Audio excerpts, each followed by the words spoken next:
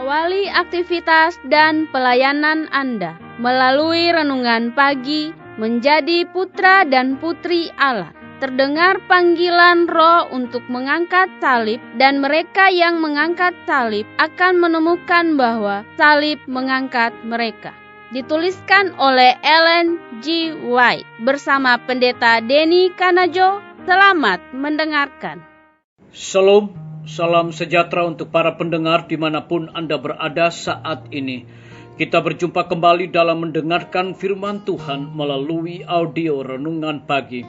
Pada tanggal 14 September 2021 dengan judul Allah menempatkan kebajikan dekat di samping doa. Sebelum kita melanjutkan bacaan renungan kita pada pagi hari ini, kembali saya mengajak semua para pendengar yang setia untuk berdoa bersama-sama. Bapa di sorga, terima kasih karena kebaikan dan rahmat Tuhan begitu besar bagi hidup kami, lebih khusus panjang malam di dalam tidur kami. Hingga tiba di pagi hari ini kami dibangunkan dengan tubuh sehat dan segar. Sebelum kami lakukan segala tugas aktivitas pelayanan pekerjaan kami sepanjang hari ini, kami rindu untuk belajar dan mendengarkan firman Tuhan. Curahkanlah kuasa Roh Kudus-Mu kepada kami, agar kami dapat mengerti dan mempraktekkan dalam kehidupan kami. Terima kasih Tuhan Yesus, ampuni kami Bapa, karena kami sudah berdoa hanya di dalam nama Tuhan dan Juru Selamat kami. Amin. Ayat inti kita terambil di dalam Kisah Para Rasul 10 ayat yang keempat. Demikian firman Tuhan. Ia menatap malaikat itu dan dengan takut ia berkata, "Ada apa Tuhan?" Jawab malaikat itu, "Semua doamu dan sekedahmu telah naik ke hadirat Allah dan Allah mengingat engkau." Mari kita ikuti penjelasannya.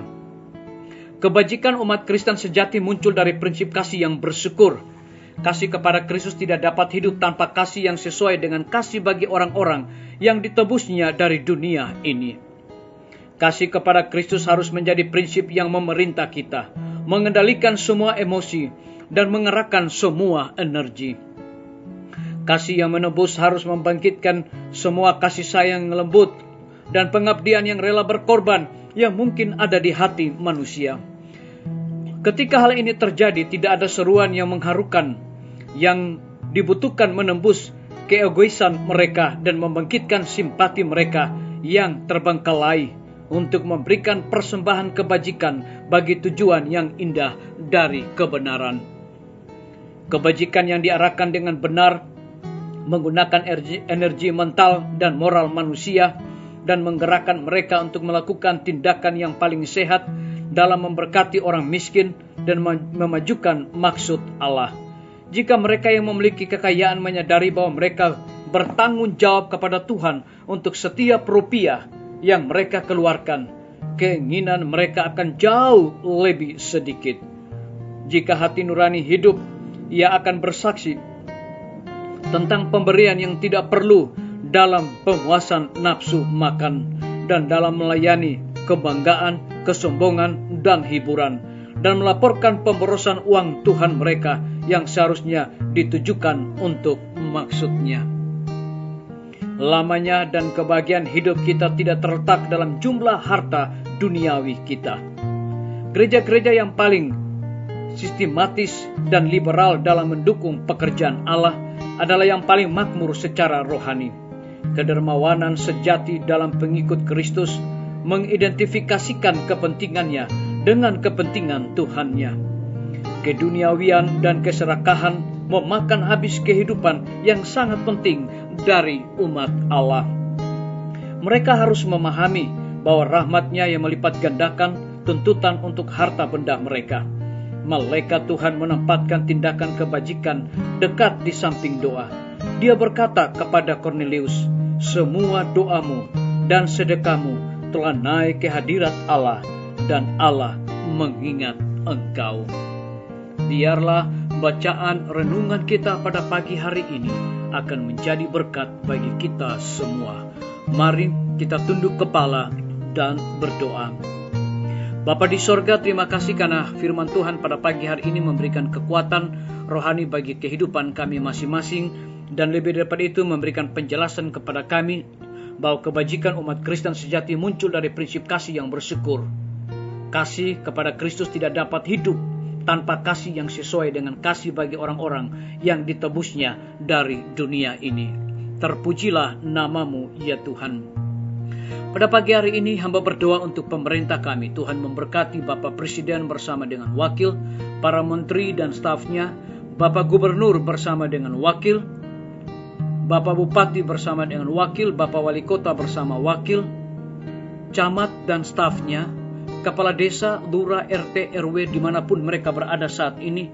Mereka sangat membutuhkan pertolongan kuasa Tuhan. Curahkanlah hikmat pengetahuan sorga kepada mereka agar dapat menjalankan roda pemerintahan di tengah-tengah pandemi boleh sesuai dengan amanat dan titah Tuhan. Kami menyerahkan para tim medis ke dalam tangan Tuhan. Tuhan lindungi, pelihara mereka, berikan kekuatan ekstra, tenaga kesehatan kepada mereka. Lebih dari itu berikan hikmat pengetahuan sorga dan sukacita agar mereka dapat menjalankan tugas pelayanan mereka dengan sebaik-baiknya.